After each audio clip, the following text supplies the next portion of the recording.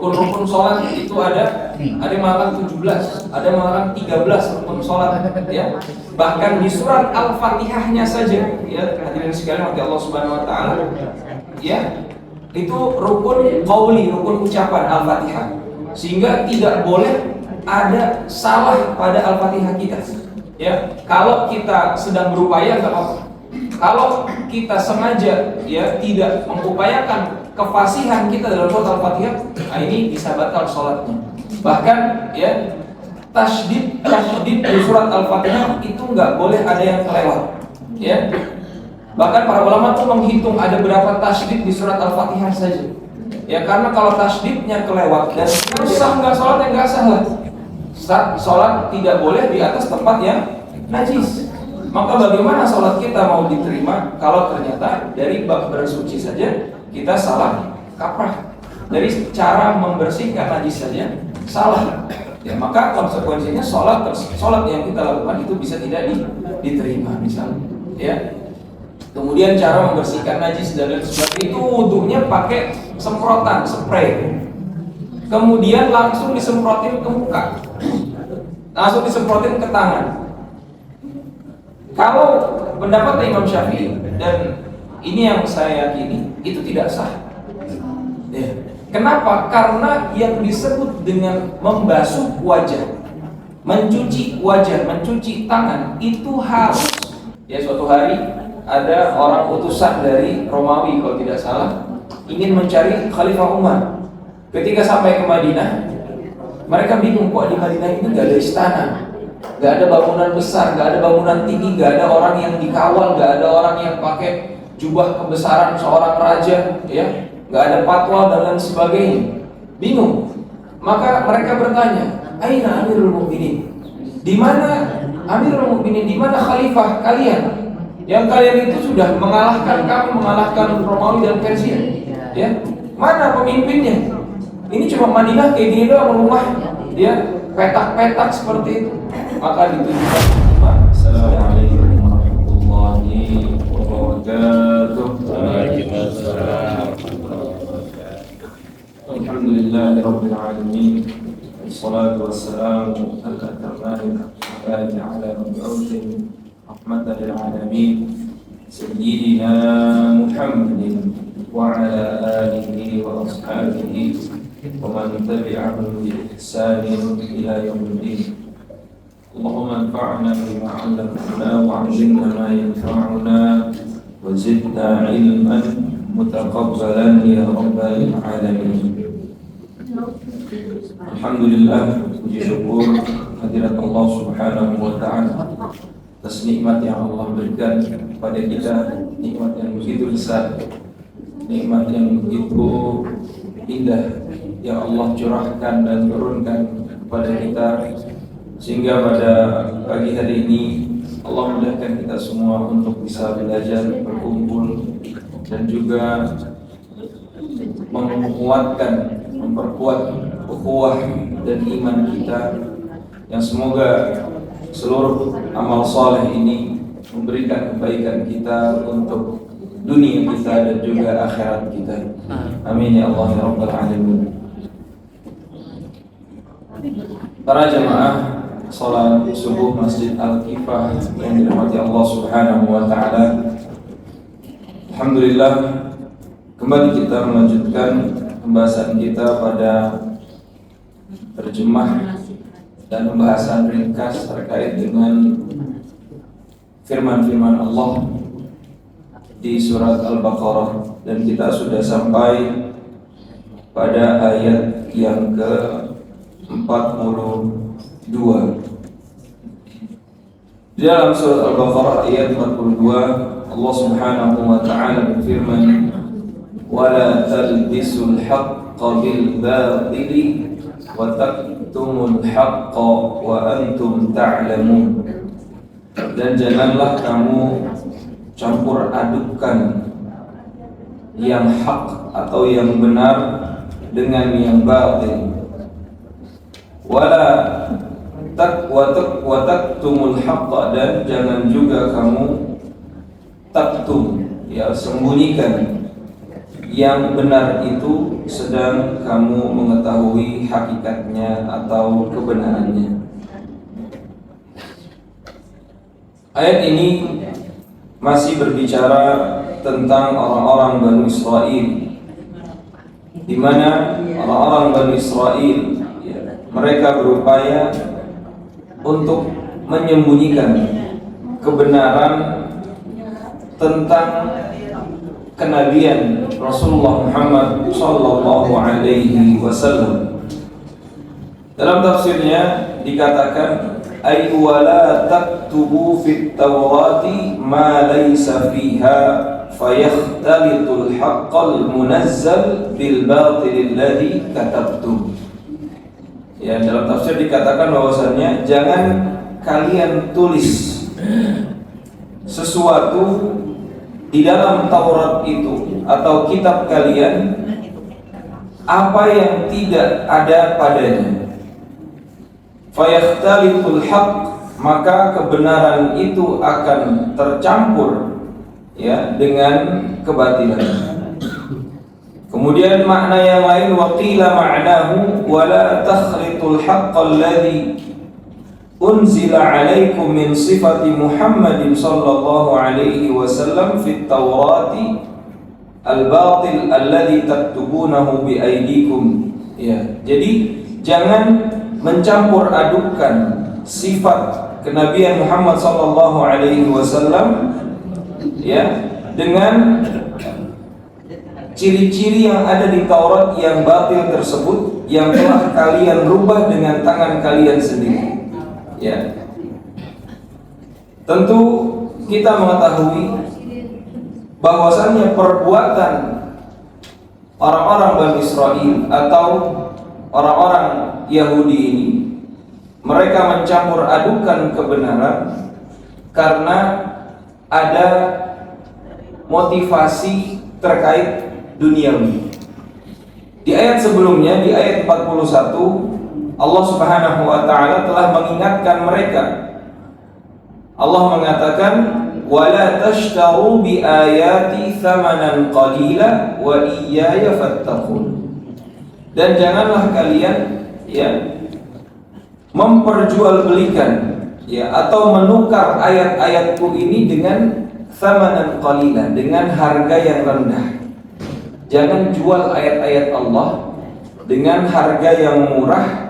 Wa iyaya fattaqun, dan hanya kepada akulah kamu harus bertakwa. Kita tahu bahwasannya para pemuka agama dari Bani Israel, mereka mengetahui kebenaran tentang kerasulan Muhammad sallallahu alaihi wasallam. Maka keharusan mereka adalah memberitahukan, menginformasikan dan mengajak umat mereka untuk beriman kepada Nabi Muhammad. Akan tetapi jikalau mereka memberikan informasi yang benar, memberitahukan yang hak, bahwasannya Rasulullah Muhammad SAW adalah seorang nabi dan seorang rasul yang harus diikuti, maka mereka akan kehilangan pekerjaan. Para pemuka agama Yahudi ini khawatir kehilangan pekerjaan mereka selama ini menjadi rujukan Bani Israel. Seandainya mereka memberitahukan yang hak, maka mereka akan jadi orang biasa. Sehingga mau tidak mau, daripada kehilangan pekerjaan dan kehilangan pundi-pundi duniawi, mereka coba untuk merubah-rubah apa yang ada di dalam Taurat mereka dan mencampur adukan informasi tentang kerasulan dan nabi terakhir, sehingga orang-orang yang membaca Taurat tersebut tidak faham dan tidak mengetahui bahwasannya Rasulullah Muhammad SAW adalah seorang nabi dan rasul yang hak, yang harus diikuti. Mereka merubah ciri-ciri nabi terakhir seperti apa, yang pada asalnya kerasulan Nabi Muhammad itu sudah termaktub dan sudah terpampang jelas di dalam Taurat dan Injil ya tentang Rasul dan kemunculan dan di mana letaknya atau di mana munculnya dan sifatnya seperti apa, ciri-cirinya seperti apa, ya mereka sudah tahu karena Allah Subhanahu wa taala menjelaskan ciri-ciri nabi terakhir itu dengan sangat detail. Bahkan ya Allah Subhanahu wa taala menceritakan dan mensifati pengetahuan mereka orang-orang Bani Israel ini tentang Rasul Nabi Muhammad dalam Al-Quran seperti mengenal anak-anak mereka sendiri. Ya, dalam ayat yang lain Allah mengatakan ya'rifunahu kama ya'rifuna abna'ahum. Orang-orang Bani Israel ini, ya orang-orang Yahudi ini, mereka mengenali ciri-ciri sosok seorang Nabi terakhir ini sebagaimana mereka mengenali anak-anak mereka sendiri.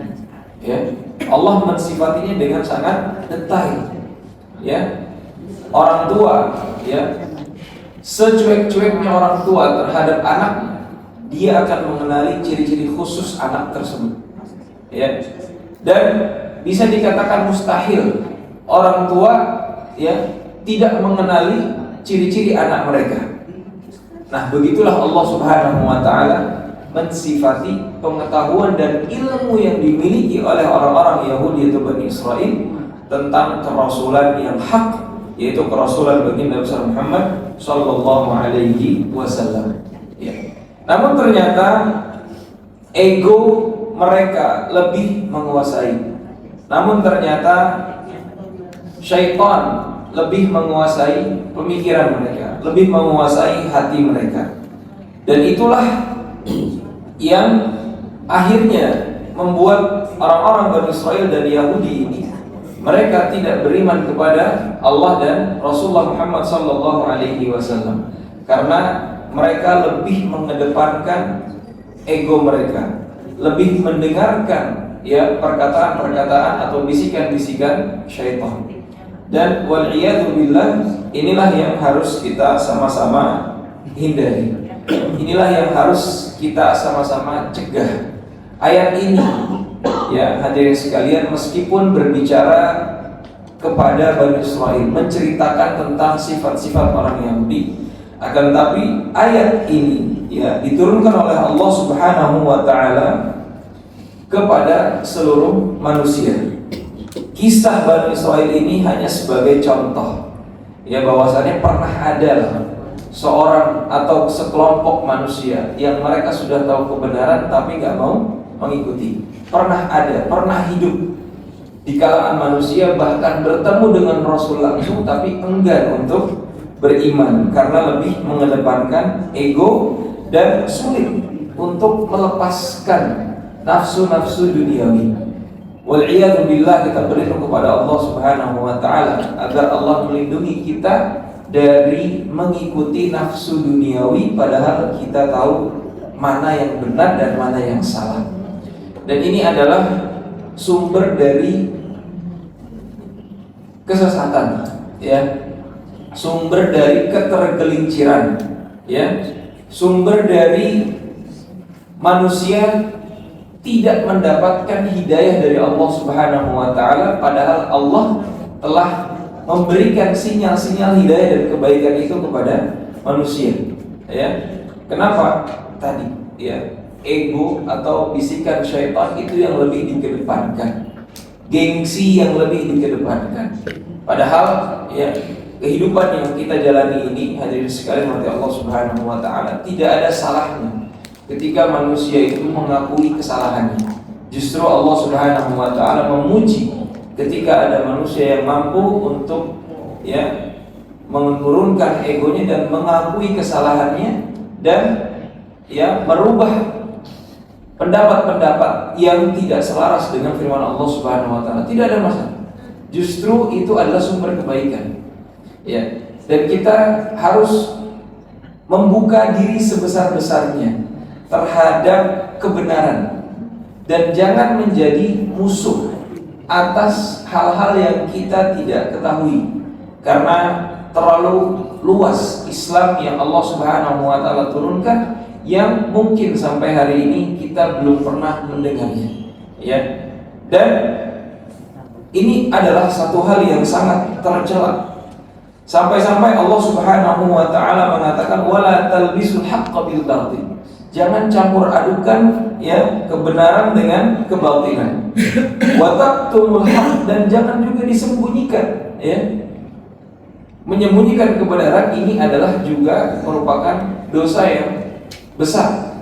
Ketika kita tahu bahwasanya ada kebenaran yang harus disampaikan, namun kita berat untuk menyampaikannya atau berupaya untuk kita sembunyikan kebenaran tersebut sehingga banyak orang yang harusnya ya itu tercerahkan, namun karena di antara manusia ada yang menyembunyikan kebenaran tersebut, akhirnya ya manusia mereka tidak tahu apa yang harus mereka lakukan ya. Ini satu sumber keburukan yang nyata ya, karena perilaku sebagian para ahli agama di kaum Bani Israel, akhirnya apa? Banyak di antara umat mereka yang tidak tercerahkan ya. Bayangkan, ini dosa jariah yang sangat besar. Maka upayakanlah untuk senantiasa bisa menyampaikan kebenaran walaupun itu pahit. Kalau kata pepatah Arab ya, sampaikanlah kebenaran ya, qulil haqqa walau kana murran. Sampaikanlah kebenaran walaupun itu pahit. Memang untuk menjadi baik itu tidak mudah ya. Untuk menjadi baik itu tidak mudah. Tantangannya besar ya. Kita lihat kepada sosok Nabi Muhammad SAW. Nabi Muhammad sebelum menjadi nabi itu temannya banyak ya. Bahkan gak punya musuh. Nabi Muhammad sebelum menjadi rasul ya, dikenal sebagai orang yang jujur, al-amin, amanah, kemudian hikmah, bijaksana ya, dipuji sana sini, tidak ada yang mencela baginda besar Muhammad SAW karena kesolehannya. Tapi setelah Nabi Muhammad diangkat oleh Allah menjadi seorang nabi dan rasul ya, dan diperintahkan oleh Allah untuk memperbaiki keadaan yang rusak ketika berada di Makkah. Allah mengatakan dalam surat Al-Muddathir ya, ya ayyuhal muddathir, wahai orang yang berselimut, qum fa'andzir, bangunlah dan berilah peringatan ya, qum fa'andzir. Nah, disinilah baru dimulai ya perjalanan dakwah Nabi Muhammad SAW. Apa yang terjadi? Dari yang awalnya Nabi Muhammad itu seorang yang soleh itu orang baik, tapi untuk dirinya sendiri. Kemudian menjadi muslih, menjadi orang yang berupaya menyebarkan kebaikan dan memperbaiki keadaan. Apa yang terjadi? Dimusuhi. Ya. Apa yang terjadi? Dicaci, dimaki, diancam. Ya. Bahkan berkali-kali ya, banyak percobaan untuk membunuh beliau sallallahu alaihi wasallam ya. Maka Nabi Muhammad adalah contoh terbesar yang bisa kita jadikan panutan, bahwasannya untuk menjadi baik saja bagi diri sendiri itu gak cukup ya. Kita harus berupaya baik untuk diri kita dan menebar benih-benih kebaikan itu di lingkungan sekitar kita. Walaupun ya pasti ada saja ya orang-orang yang tidak suka dengan kebaikan yang kita sebar, karena tadi ada saja orang-orang yang lebih mengikuti bisikan-bisikan syaitan ya, na'udzubillahi min dzalik ya. Dan kita berupaya untuk menyampaikan kebenaran tersebut ya, tentu dengan ilmu yang harus kita ya kuatkan ya, dengan hikmah, kebijaksanaan, dan juga dengan cara-cara ya yang terbaik yang bisa kita lakukan ya. Dan ini adalah salah satu bentuk amar ma'ruf nahi munkar ya, di mana Allah mengatakan wala talbisul haqq, jangan campur adukan kebenaran dengan kebatilan ya. Ini adalah salah satu bentuk apa? Amar ma'ruf nahi munkar ya, di mana amar ma'ruf ini memerintahkan atau kita berupaya mengajak orang kepada ma'ruf, hal yang baik, nahi munkar, dan berupaya untuk mencegah orang berbuat kemungkaran ya. Yang namanya nahi munkar, amar ma'ruf nahi munkar ini bukan hal yang mudah juga ya. Dan Nabi SAW ya, itu mengatakan di dalam sebuah hadis, ya, kalau kita melihat sebuah kesalahan, kalau kita melihat sebuah kemungkaran, ya, maka rubahlah kemungkaran itu dengan tangan, ya. Falyughayyiruhu biyadihi. Maksudnya tangan itu apa? Dengan kekuasaan, misalnya kalau Allah berikan kita kekuasaan, atau ya dengan kebijakan-kebijakan yang bisa kita berikan kalau kita memungkinkan untuk merubah keburukan tersebut dengan ya kekuatan yang kita miliki. Kemudian kalau nggak mampu, ya, wa illam tastati, kata Nabi SAW, kalau nggak mampu untuk merubah keburukan itu dengan kekuatan yang kita miliki, ya, fabilisan, maka cobalah benahi keburukan itu, benahi hal-hal yang kurang itu dengan lisan kita. Jangan diam, ya, jangan diam. Upayakan untuk meluruskan, ya. Kemudian kalau kita nggak memiliki kemampuan juga untuk membenahi hal-hal yang buruk itu dengan lisan yang kita miliki, dengan ilmu yang kita punya, maka Rasulullah sampai membuat ya hal-hal yang terendah yang bisa dilakukan oleh seorang yang beriman. Fa ilam tastati, kalau kamu nggak mampu juga, fa biqalbi, maka jadikan hatimu itu menolak bahwasanya itu sesuatu yang benar. Artinya apa? Jangan sampai kita membenarkan sesuatu yang itu jelas-jelas salahnya, ya. Atau kita tidak memperlihatkan sikap yang tidak setuju terhadap hal itu, ya. Setidaknya kita cenderung untuk memperlihatkan sikap yang tidak suka atas keburukan yang terjadi, kalaupun kita tidak mampu untuk merubahnya dengan tangan kita, dengan kekuatan kita, ataupun dengan lisan kita.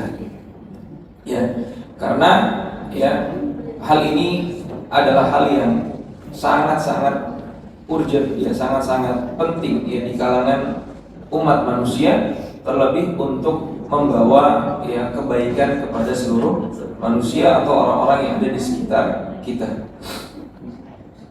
Dan ya sangat disayangkan, ya, hari ini umat Islam memang mayoritas atau cenderung khawatir dan takut akan hal tersebut, ya, karena banyak faktor, entah karena faktor ekonomi atau faktor-faktor kekuasaan, atau khawatir atau takut dirinya akan terancam dan lain sebagainya, ya. Padahal sejak dulu pun itu sama saja, ya, sejak era Rasulullah Muhammad SAW, ya, dan juga para sahabatnya, setiap orang yang berupaya untuk membawa kebaikan itu ya konsekuensinya sama. Namun walaupun ya ancamannya begitu berat, tantangannya begitu berat, Allah Subhanahu wa taala ketika ada melihat kejujuran dalam hati kita, Allah yang akan bantu. Nabi SAW mengatakan, intasduqillaha yasduqka. Kalau kamu jujur kepada Allah, jujur dalam perjuangan, jujur dalam menyampaikan kebenaran, ya, tidak ada unsur-unsur lain, ikhlas lillahi ta'ala, Allah juga akan jujur kepadamu. Di dalam ayat Allah mengatakan, intansurullaha yansurkum. Kalau kamu menolong Allah Subhanahu wa taala dan jujur ikhlas niat untuk menegakkan agama Allah, Allah yang akan menolong kalian, ya. Dan salah satu kisah yang begitu masyhur bahkan dalam Al-Qur'an, ya, kita bisa melihat orang-orang, ya, bahkan sebelum era Nabi Muhammad SAW, ya, pernah ada 7 pemuda yang berupaya untuk menegakkan kebaikan, menegakkan ya keadilan, dan mencegah kemungkaran, dan menyampaikan kebenaran dan tidak menyembunyikan kebenaran tersebut. Siapa mereka? Ashabul Kahfi, ya, 7 pemuda yang kita bisa baca di dalam surat Al-Kahfi, kisahnya lengkap, ya, bagaimana perjuangan mereka ketika harus menyampaikan ya kebenaran itu kepada penguasa zalim di zamannya, ya. Kemudian akhirnya 7 pemuda ini dikejar-kejar oleh pasukan penguasa tersebut, sampai harus bersembunyi di dalam gua. Namun ternyata ya Allah Subhanahu wa taala perlihatkan siapa yang maha agung, siapa yang maha adil, siapa yang maha bijaksana, siapa yang maha membela kebenaran. Allah Subhanahu wa taala ya jadikan 7 pemuda ini tertidur selama 309 tahun. Dan ketika 7 pemuda ini mereka terbangun dan kembali ke kota ya untuk mencari makan dan lain sebagainya, ya orang-orang di kota tersebut pun akhirnya tersadar bahwasannya pernah dulu ada sebuah mitos ya atau kisah yang turun temurun, ada 7 orang yang gak balik masuk gua. Ya, ternyata 7 pemuda itu yang ada di dalam kisah-kisah mitos kampung tersebut tidak hanya sebatas dongeng saja, namun ternyata itu adalah bukti bahwasannya Allah Subhanahu wa taala yang memperlihatkan bahwasannya siapa yang membela kebenaran, ya Allah Subhanahu wa taala telah ya memberikan pahala yang begitu besar, dan Allah yang menjaga mereka, bahkan penjagaannya tidak terbatas sampai ratusan tahun. Subhanallah. Ya, itu di antara kisah-kisah yang bisa kita ambil dalam Al-Quran ketika seorang manusia itu berupaya menegakkan kebenaran, walaupun ya secara zahir duniawi itu kalah, tapi di sisi Allah Subhanahu wa taala tidak ada yang kalah. Ya. Nabi Muhammad SAW sekalian dakwah dari rumah ke rumah, dari keluarga ke keluarga, dari segelintir orang. Di awal gak ada yang percaya bahwasannya apa yang dibawa oleh Nabi Muhammad itu akan tegak berdiri, akan meluas seluas-luasnya. Gak ada yang percaya, ya. Tapi ternyata kebenaran yang dibawa oleh Rasulullah Muhammad SAW itu pada akhirnya sampai ke kita, sampai ke Indonesia, sampai ke tanah air, sampai ke Bekasi. Ya, kalau tidak ada manusia yang memperjuangkan kebenaran ini, yang membawa Islam ini dengan ya begitu jujur dan kuat, maka Islam gak akan sampai ke kita. Ya, tapi ternyata ada orang-orang pilihan Allah Subhanahu wa taala yang berjuang untuk membawa Islam ini, karena manusia itu harusnya sadar yang membuat mereka mulia itu adalah agama, ya. Yang membuat kita ini mulia itu hanyalah Islam, ya. Kata Umar bin Khattab, nahnu qaumun a'azzanallahu bil Islam. Kata Umar bin Khattab, kita ini kaum yang mulia karena Islam, ya. Sebelum adanya Islam, kita ini adalah ya kaum yang tidak ada kemuliaannya, atau kaum yang terhina dan tidak dipandang sama sekali. Namun ketika kami meluk Islam, Islamlah yang memuliakan kami. Maka jangan sampai salah kaprah, ya, mempertahankan hal-hal duniawi, niatnya untuk kemuliaan, justru di sisi Allah itu sama sekali tidak mulia. Karena kemuliaan itu hanya terdapat pada takwa, hadirin sekalian. Ya, sekali lagi, kemuliaan itu hanya bisa kita dapat dari takwa dan rasa takut kita kepada Allah Subhanahu wa taala. Ya. Kata Imam Ghazali dalam kitab beliau, ya, yaitu Ayyuhal Walad, Imam Ghazali mengatakan, ya, di antara salah satu nasihatnya, aku kira kemuliaan itu ada pada kekuasaan, ternyata tidak. Aku kira kemuliaan itu hanya pada atau ada pada banyaknya harta atau materi, ternyata tidak. Ya, aku kira kemuliaan itu ada pada kekuatan fisik, ya, kekuatan menindas orang lain, ternyata tidak. Ya, ketika aku membaca firman Allah Subhanahu wa taala, inna akramakum indallahi atqakum. Sungguhnya yang mulia di sisi, ya, inna akramakum, yang paling mulia di antara kalian di sisi Allah Subhanahu wa taala itu hanyalah yang paling bertakwa. Maka setelah aku membaca ayat ini, aku tidak lagi kerepotan atau berupaya mencari kemuliaan pada kekuasaan, pada harta, dan pada kekuatan-kekuatan yang lain. Aku hanya fokus mencari kemuliaan di sisi Allah dengan ketakwaan tersebut. Ya. Maka manusia yang memiliki dasar takwa, memiliki keyakinan kepada Islam dengan kuat, apapun yang akan dibebankan kepadanya dari nikmat-nikmat duniawi itu tidak akan merubah dirinya. Ya. Kita lihat dari era Rasulullah SAW, sebelum Abu Bakar menjadi khalifah, sebelum Umar bin Khattab menjadi khalifah, sebelum Utsman bin Affan menjadi khalifah, sebelum Ali bin Abi Thalib menjadi khalifah, sebelum Bilal bin Rabah menjadi muadzin Rasulullah, apakah Nabi Muhammad pernah menjanjikan bahwasannya kalau kalian masuk Islam, Abu Bakar kamu jadi khalifah nomor 1, kamu jadi presiden setelahku? Apakah Nabi Muhammad pernah menjanjikan kepada Umar, wahai Umar masuk Islam, kalau kamu masuk Islam nanti kamu jadi presiden kedua? Rasulullah tidak pernah menjanjikan itu.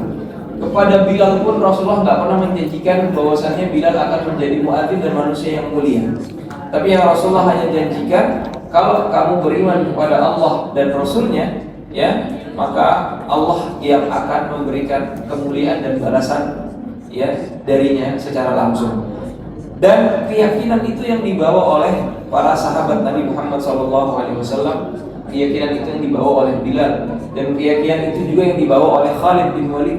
Mereka berupaya untuk menegakkan Islam ini dengan tulus, ikhlas, tanpa mencampur adukan kebenaran. Mereka menanamkan takwa dalam diri mereka, sehingga ketika waktunya datang, Allah berikan dunia kepada para sahabat, Allah berikan kekuasaan kepada para sahabat, Allah berikan harta yang berlimpah kepada para sahabat.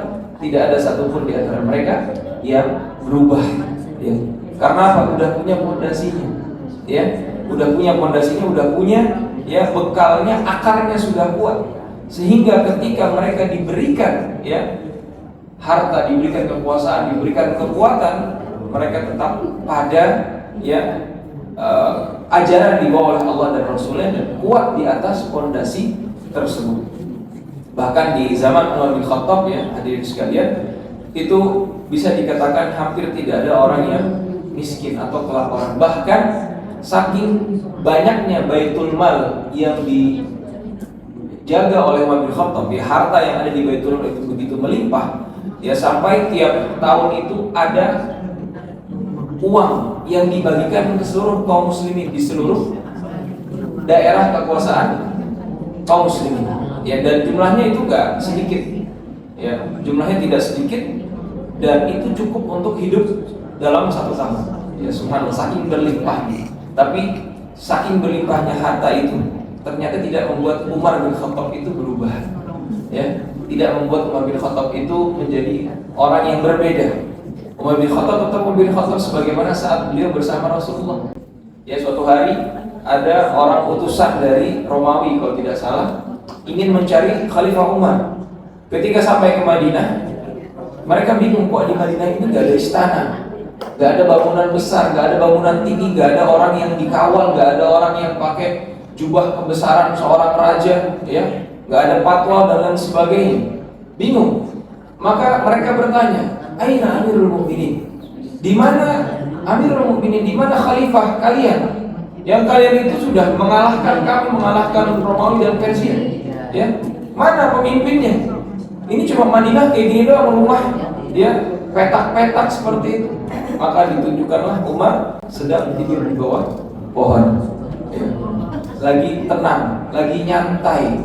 Padahal pasukannya sedang berperang. Bukan berarti Umar tidak berupaya, enggak. Tapi padahal orang-orang yang mereka sangka telah menaklukkan dua imperium besar itu, istananya lebih besar, kekuasaannya lebih megah, pengawalnya lebih banyak, ternyata enggak. Umar sedang tidur di bawah pohon. Maka keluarlah ucapan yang sangat fenomenal, dan ini dicatat dalam sejarah. Maka mereka mengatakan, wahai Amirul Mukminin, engkau berbuat adil, maka engkau bisa tidur dengan nyenyak.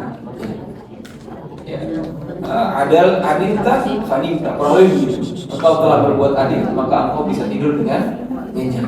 Subhanallah. Itulah manfaat dari keadilan, ya, manfaat dari kebijaksanaan dan manfaat dari berupaya menegakkan kebenaran walaupun awalnya sulit tapi di akhir nikmat. Ya. Awalnya berat tapi di akhir nikmat. Umar bin Khattab berjuang dengan para sahabat, berperang ya, dan menegakkan Islam, dan terus ya konflik dan terus ditekan oleh orang-orang kafir Quraisy, tapi ternyata ada masanya. Allah Subhanahu wa taala tunjukkan inilah hasil dari ya keistiqomahan kalian mempertahankan kebenaran tersebut. Aku berikan dunia kepada kalian, aku berikan kekuasaan kepada kalian, aku berikan segalanya kepada kalian. Ya, Allah langsung kontan membalas ya keistiqomahan para sahabat radhiyallahu taala anhum ajma'in. Ya. Hari ini subhanallah sedikit saja manusia diberikan nikmat, entah nikmat dunia, nikmat kekuasaan, nikmat harta, itu sangat mudah ya kita untuk berubah. Siapapun, karena apa? Karena mungkin fondasi kita nggak kuat, ya. Baru ya dapat jabatan RT misalnya, RW misalnya, udah ada perubahan, ya. Sudah ada hal-hal yang awalnya tidak diharapkan untuk dilakukan, ternyata dilakukan. Apalagi sampai ke ya presiden misalnya atau menteri misalnya, terlihatlah asli dari manusia tersebut. Ternyata selama ini ketika ia berkampanye, kemudian ia bermanis-manis, itu hanyalah topeng saja. Ketika kekuasaan itu didapat, ternyata ya cara dia berkuasa, cara orang tersebut dia menjalankan amanah Allah itu tidak sesuai ya dengan apa yang Allah dan Rasulnya inginkan. Begitupun ketika kita dapat harta misalnya, usahanya lancar, sukses, maka mulai ada perubahan. Entah dari sikap, dari cara bicara, ya, dari cara bergaul, tidak lagi ya tawadhu misalnya, tidak lagi berupaya untuk menahan diri agar tidak sombong. Mulai ada bermunculan sifat-sifat atau godaan syaitan tersebut yang sebelumnya dia orang yang santun, sebelumnya murah senyum, sebelumnya dia baik atau mungkin sering ke masjid, tiba-tiba hilang, tiba-tiba tidak ada. Kenapa? Karena dunia telah menyibukkan ya orang tersebut dengan harta dan lain sebagainya. Nauzubillah min dzalik. Maka di ayat selanjutnya ayat 43 Allah Subhanahu wa taala mengatakan, wa aqimus shalah, dirikanlah salat, wa atuz zakah, dan tunaikanlah zakah, warka'u ma'ar raki'in, dan rukuklah kalian bersama orang-orang yang rukuk. Ya, Allah mengatakan ya di ayat selanjutnya, wa aqimus shalah wa atuz zakah, dirikanlah salat dan tunaikanlah zakat, warka'u ma'ar raki'in. Ya. Di dalam ayat ini ya Allah Subhanahu wa taala ingin menyampaikan ya kepada Bani Israil dan juga kepada orang-orang beriman di era Rasulullah Muhammad SAW dan juga kita sebagai umat yang mengikutinya, bahwasannya dengan menjaga salat ya, allati hiya a'zamul ibadatil badaniyah, yaitu salat adalah ibadah badaniyah yang terbaik, wa ala itaiz zakah, dan menjaga untuk senantiasa menunaikan zakat, allati hiya a'zamul ibadatil maliyah, yaitu zakat adalah ibadah harta yang paling afdal. Wa an takhda'u lima yunzimukum fi dinillahi ta'ala, dan hendaknya kalian itu tunduk patuh atas kewajiban agama kalian yang Allah telah tetapkan. Li'anna fi muhafazatikum ala hadhihi al-ibadat tadhiran liqulubikum, karena dengan kalian menjaga ibadah-ibadah yang Allah perintahkan ini untuk menyucikan hati kalian, tadhiran liqulubikum. Ya, jadi fungsi ibadah yang pertama adalah untuk menyucikan hati kita, menyucikan jiwa kita, menyucikan diri kita, membersihkan diri kita dari ya noktah-noktah hitam yang mungkin itu ada dalam hati kita. Kemudian wa ta'lifan linufusikum, ya, dan untuk membuat jiwa kita ini baik, ya, membuat jiwa kita ini tidak buas, ya, kita menjinakkan hawa nafsu kita, ya, seperti seorang manusia yang berupaya untuk menjinakkan hewan yang buas, maka ia butuh cara, ia butuh metode. Maka hawa nafsu kita ini kalau tidak dijinakkan itu akan sangat liar, akan sangat buas, ya. Itulah yang kita lihat hari ini, betapa banyak manusia sejak dulu yang jiwa mereka itu begitu liar dan begitu buas, hawa nafsu mereka begitu bergejolak karena berat untuk taat kepada Allah Subhanahu wa taala, sehingga ya terlihat dari perilaku mereka.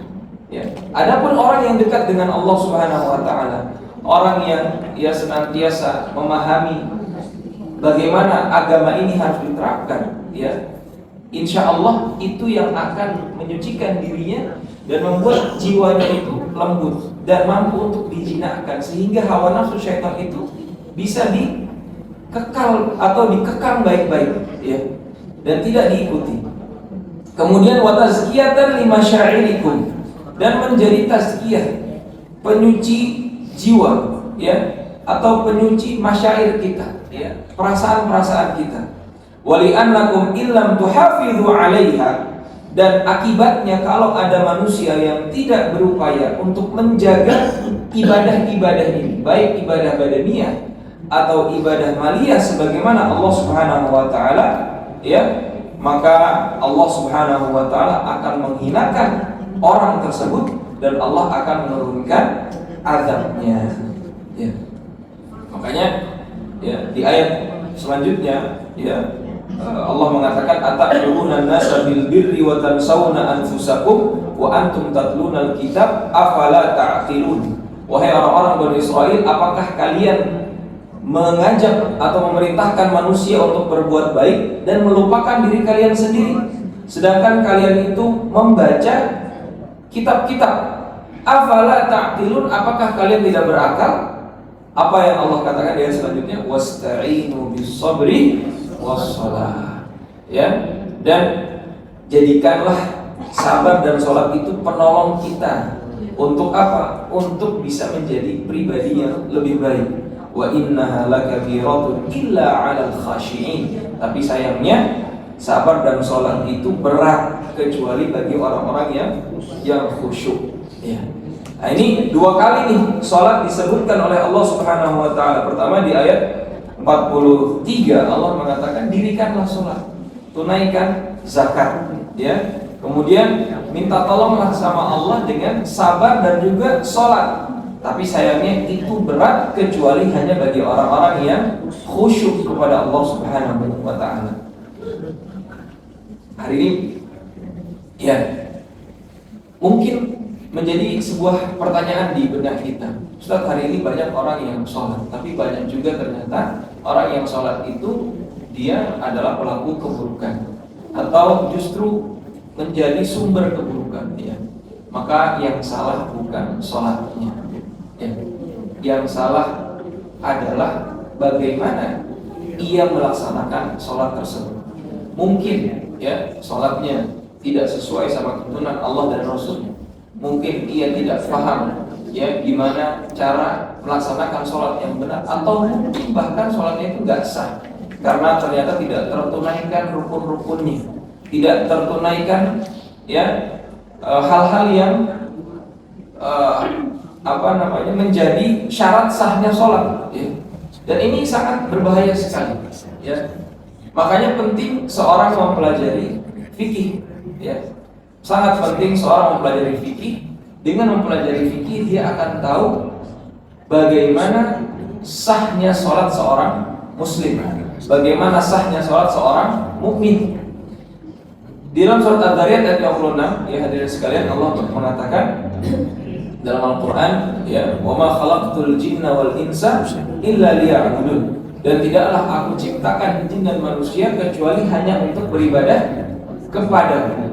Nah, makna beribadah ini ada dua makna. Pertama ialah mentauhidkan Allah, mengesahkan Allah liwahidun. Ayat kedua atau makna kedua adalah hendaknya kalian mempelajari tata cara menyembah kepadaku. Ya. Jadi ketika kita sudah yakin Allah adalah Rabb kita, Allah adalah Tuhan kita, maka tidak cukup sampai di situ. Kita juga harus tahu tata cara menyembah Allah itu seperti apa. Makanya agama ini kuncinya 3. Ada iman, ada Islam, ada ihsan. Iman itu meyakini Allah sebagai pencipta, meyakini Allah sebagai zat satu-satunya yang patut untuk disembah. Sedangkan Islam itu mempelajari bagaimana cara mengesahkan Allah Subhanahu wa taala dan bagaimana cara menyembah Allah Subhanahu wa taala. Maka ketika Nabi Muhammad itu ditanya oleh Jibril, ya, apa itu iman? Nabi Muhammad menjawab, beriman kepada Allah, beriman kepada malaikat, beriman kepada kita, beriman kepada Rasul, beriman kepada hari akhir, beriman kepada qada dan qadar. Ada 6. Kemudian ketika ditanya apa itu Islam, apa jawaban Rasul? Anta syahada an la ilaha illallah, pertama syahadat, kedua salat, zakat, puasa, haji. Syariat semua yang rukun Islam yang 5 ini syariat. Ya. Kemudian Rasulullah ditanya apa itu ihsan? Ihsan engkau beribadah kepada Allah seakan-akan engkau melihat Allah Subhanahu wa taala. Ya, tapi kalau nggak bisa lihat, yakinilah Allah melihat. Ya. Maka di sini 3 pondasi utama seorang muslim untuk belajar itu hanya iman, Islam dan ihsan. Ini 3 hal utama. Ini ilmu wajib standar yang harus dimiliki oleh seorang muslim, dimiliki oleh seorang mukmin. Dia harus tahu kepada siapa ia menyembah. Dia harus tahu pada Rasul itu harus diimani. Ya, dia harus tahu malaikat itu ada, hal gaib. Dia harus yakin bahwasannya ya kitab-kitab itu ada dan harus diimani. Dia harus yakin bahwasannya ya hari akhir itu ada dan dia harus yakin bahwasannya ketetapan Allah Subhanahu wa taala ya itu adalah yang terbaik. Ya. Bil qadari khairihi wa syarrihi. Keyakinan ini saya tidak cukup. Harus diimbangi dengan ibadah. Makanya Allah mengatakan wa aqimus shalah. Dirikanlah sholat. Ya.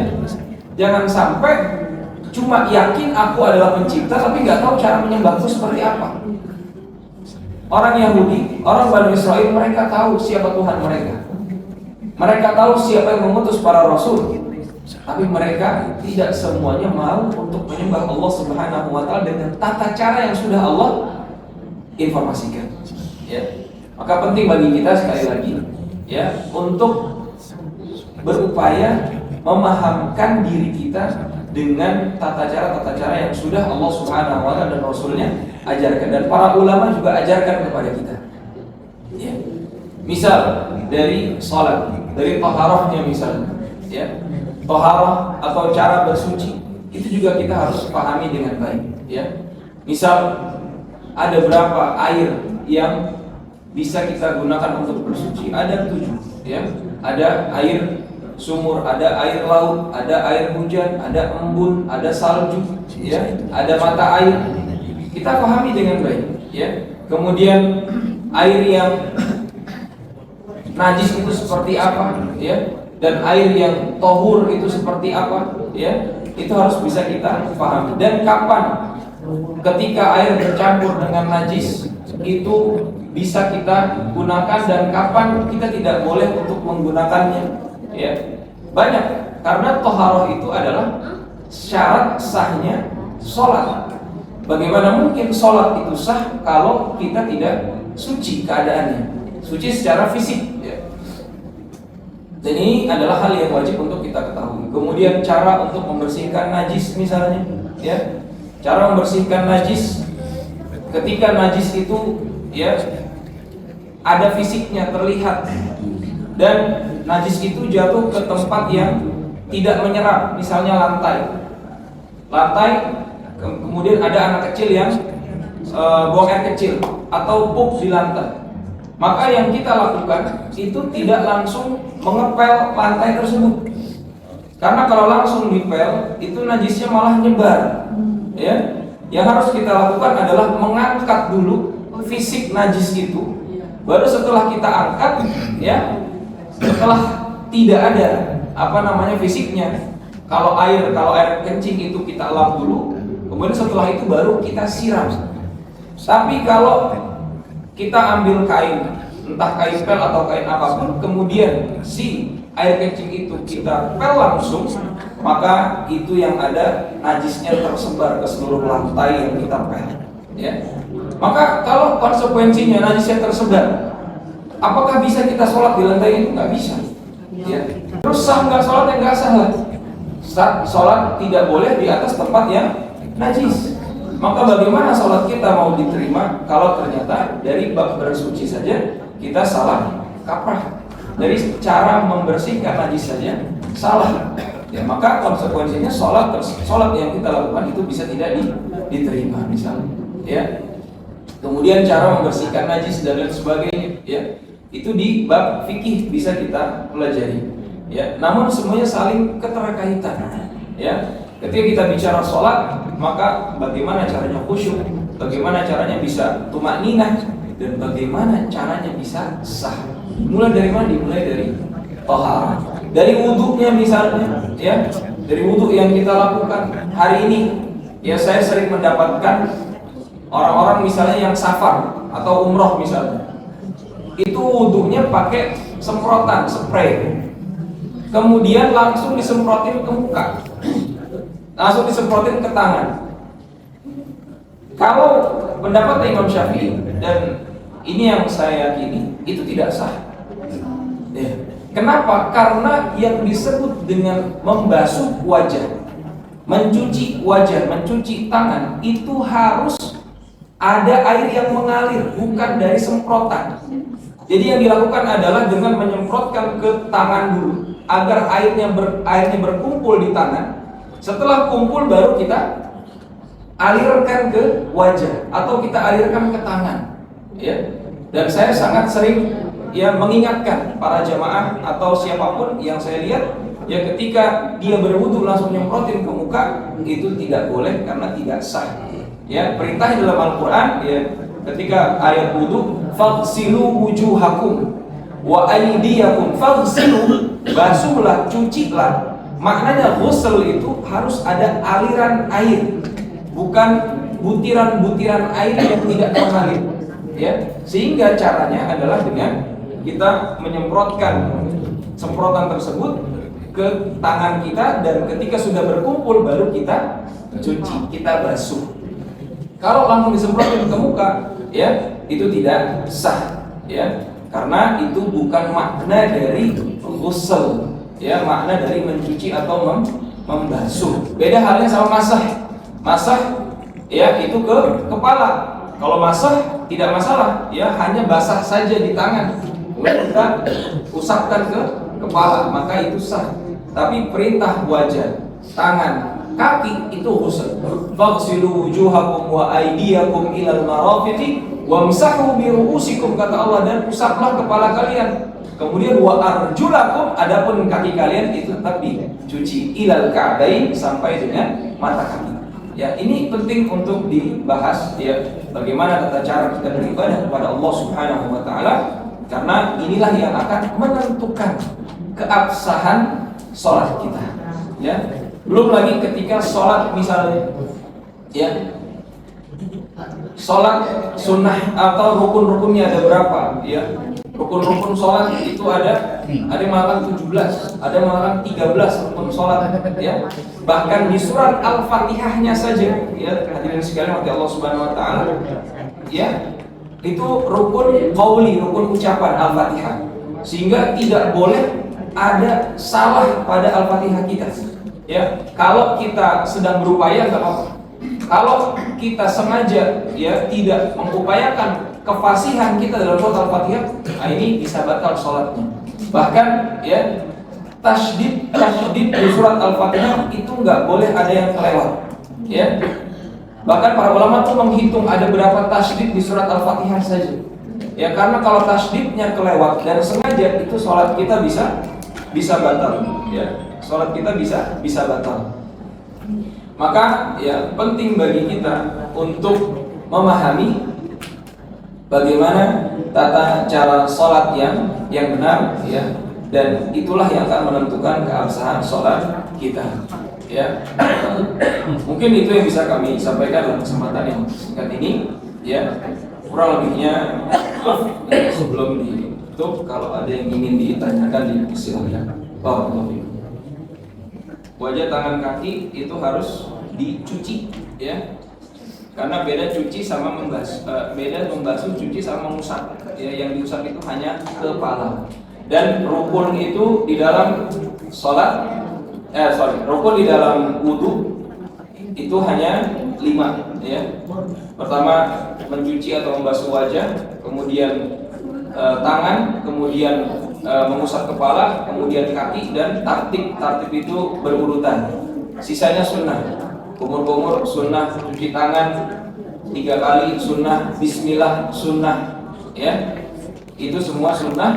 Yang rukun hanya 5. Dan kalau kita dalam keadaan darurat atau ingin cepat-cepat, ya silahkan saja kita membasuh dan mengusap yang rukun-rukun saja, ya, dan tidak perlu kumur-kumur. Bahkan yang wajib itu hanya 1 kali saja.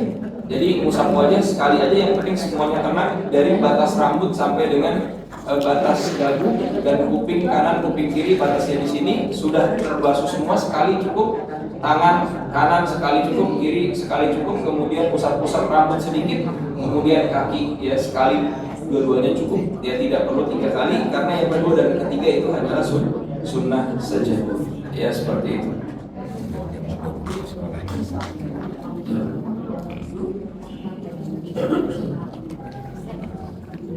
Baik, ada lagi yang mau ditanyakan mungkin, ya. Baik, kalau tidak ada, ya, terima kasih jazakumullah khairan atas kesempatannya, ya, dan semoga apa yang kita pelajari hari ini bisa kita amalkan dan menjadi pemberat timbangan kebaikan kita di hari hisab nanti. Amin ya rabbal alamin. Rabbana zalamna anfusana wa illam taghfir lana wa tarhamna lanakunanna minal khasirin. Rabbana la tuzigh qulubana ba'da idh hadaytana wa hab lana min ladunka rahmah innaka antal wahhab. Allahumma arinal haqqa haqqan warzuqna ittiba'ah wa arinal batila batilan warzuqna ijtinabah. Rabbana atina fid dunya hasanah wa fil akhirati hasanah wa qina adzabannar. Sallallahu ala sayyidina Muhammadin wa ala alihi wa sahbihi ajma'in.